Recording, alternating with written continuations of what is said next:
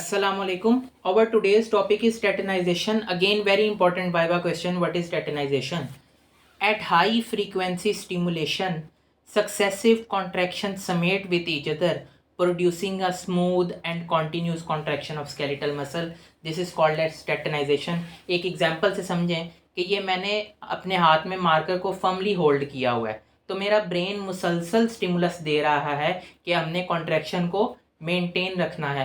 मुसलसल स्टिमुलस का क्या मतलब है? हाई फ्रीक्वेंसी स्टिमुलेशन, एक स्टिमुलस के बाद अगला फिर अगला, हाई फ्रीक्वेंसी स्टिमुलेशन। उसकी वजह से क्या होगा? सक्सेसिव कॉन्ट्रैक्शन समेट, एक कॉन्ट्रैक्शन उसके बाद अगली, उसको रेस्ट पे जाने देने से पहले अगला स्टिमुलस अगर आ जाए तो वो उसके साथ क्या कर जाएगी? फ्यूज। इसी तरह सक्सेसिव कॉन्ट्रैक्शन समेट producing a smooth continuous contraction.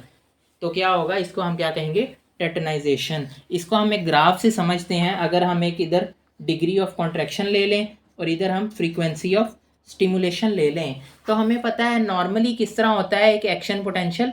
इस तरह एक एक्शन पोटेंशियल होता है जिसके अंदर दो पीरियड्स बनते हैं, एक एब्सोल्यूट रिफ्रैक्टरी पीरियड और एक रिलेटिव रिफ्रैक्टरी पीरियड। अगर हम रिलेटिव रिफ्रैक्टरी पीरियड में स्ट्रॉन्ग स्टिमुलस दे दें तो नया एक्शन पोटेंशियल जनरेट हो सकता है। यही फिनोमिना इधर अप्लाई होगा।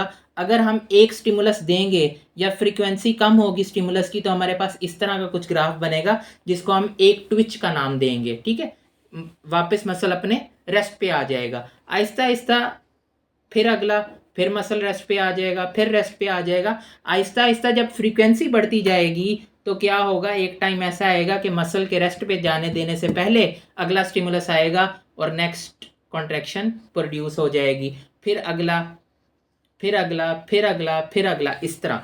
तो क्या हो रहा है? एक कॉन्ट्रैक्शन के बाद अगली कॉन्ट्रैक्शन आपस में फ्यूज कर रही है। इसको हम क्या कहते हैं? इस फेज को इनकम्प्लीट टेटनाइजेशन।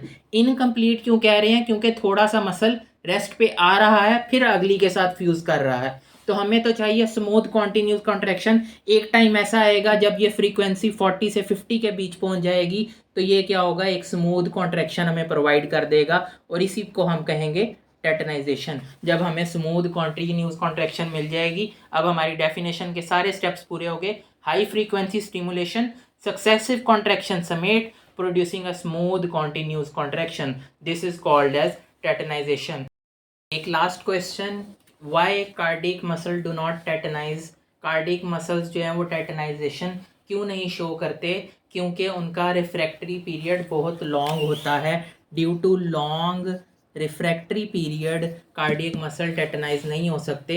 ड्यू टू, या फिर इसको खास तौर पे कहें, due to long absolute refractory period cardiac muscle tetanization show नहीं करते। स्केलेटल मसल में एब्सोल्यूट रिफ्रैक्टरी पीरियड शॉर्ट होता है जिसकी वजह से रिलेटिव रिफ्रैक्टरी पीरियड में अगला स्टिमुलस दे के नया एक्शन पोटेंशियल जनरेट किया जा सकता है। So this was all about tetanization. Thank you so much.